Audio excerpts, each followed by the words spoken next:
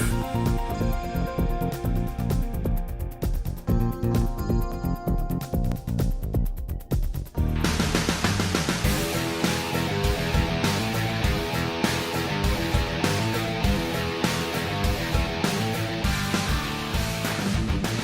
What's a peripheral visionary?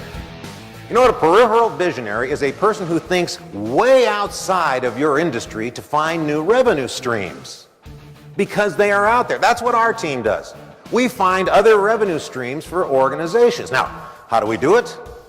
You have to be willing to do what other people are not. That you and I need to go to the wrong meetings. Every place you live, there's a hotel, and there are meetings going on. And I'm encouraging you to take your notepad and your pen and walk into those meetings. They have nothing to do with telcos, but and you are not going to need a badge. You don't need a badge. There are people in here with no badge. You know, you know what I'm talking. And if anybody ever asks you, do you have a badge? You say, I don't have a badge. And you know what they're going to say to you? A lot of people forgot them, but there's a chair right there. Why don't you take that? And there's a coupon for dinner later. Why don't you take that too? You will learn things you could never learn if you only go to telco meetings. Seriously, I went to a grocery meeting in Chicago. Big Coca-Cola study was revealed. Here's what you find out. At 4 o'clock in the afternoon, half of us still don't know what we want for dinner at 6. 2 hours before you're supposed to eat, you don't know what you... Are you in this group? We're in this group. You call your spouse and say, hey, you know what you want for dinner? No, I don't know. I'm not even hungry. It's only 4. I don't know what I want. Well, okay, all right. I guess I'll go by the store and get one of them hot chickens then, I guess. That's what I'm The grocery industry had to come up with a hot chicken for you because you can't decide what you want for dinner. Do you know this? 18% of the food that you buy never even makes it home. You're eating in the car on the way to some appointment. You know what that's a trend of? That's an indication that we are a time-starved society. We have no time. We can't plan meals 2 hours before we're supposed to eat it. Now, I'd never heard this put this way before. Research backed up. Took it to my next meeting, which was McCormick and Schmick's Seafood Restaurants. They've got 90 of these beautiful restaurants throughout North America. I convinced him to run his radio ads at 3:30 with the message, if you haven't decided what you want for dinner tonight, and we know you haven't, why don't you think about McCormick and Schmick's? We have 30 varieties of fresh seafood. We'll do the dishes for you. Go home to a nice, clean, warm home. He does it. Spikes revenue $2 million in 5 weeks. And you think, oh my, that's very creative. That's so inventive. No, it's not. It's theft. We stole an idea from the grocery industry and then put it on the restaurant industry. That's what I'm talking about. If you want fresh, new, innovative ideas, you're going to have to get them from outside of your industry. Ross Shafer is a former college linebacker who created America's only stereo and pet shop.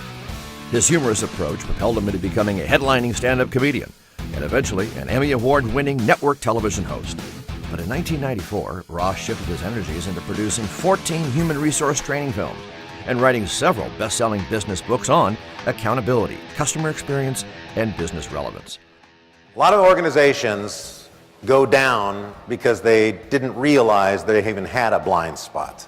And then the senior vice president of sales, Carter, comes in, and then the vice president of the Carter.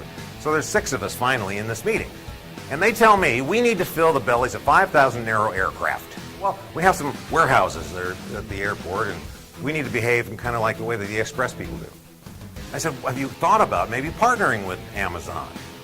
Maybe get some of their hottest items, put them in your warehouses so that you can same day ship them to all the little cities you go to and fill up the bellies of those planes. And hey, put the United logo there. And you need it way faster? For an extra $39, we'll ship it.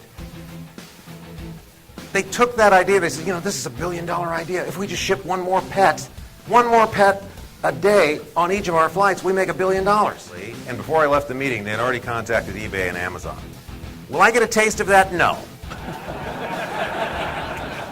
Here's another example. Western Milling. They are a private label pet food manufacturer. One of the products that they sell is Old Roy dog food, and they do this for Walmart. But they would like to get more business. They would like to get it from the bigger companies like Purina and Nutrina. So we suggest to them, then you're going to have some business intelligence, find out what the competitive advantages are. They do this. We give them a whole plan. Here's what you need to do. You need to join their Facebook page. You need to get on their Twitter feed. You need to get their RSS feeds. You need to go into their press releases, see who's being hired, who's being fired, what changes they're making. Google Alerts will push information to you about your competitors. YouTube, are they doing anything on YouTube? Are their customers putting YouTube videos on about them? So they do all that business intelligence, cost-free, and they came up with something else. They said, we thought if all this is available, maybe we go to their websites, there might be information there. Probably is. You know what they found there? Customers' email addresses. Customer contact information. So Little Western Milling sends out email invitations and a plane ticket to buyers of dog foods, cattle food, and horse food. 62 people show up for a weekend and a little showcase they have at Western Milling. By the time the weekend was over, tens of millions of dollars of orders were written. They harvested customers through doing business intelligence. Why? Because it's all out there. It's free. It's public.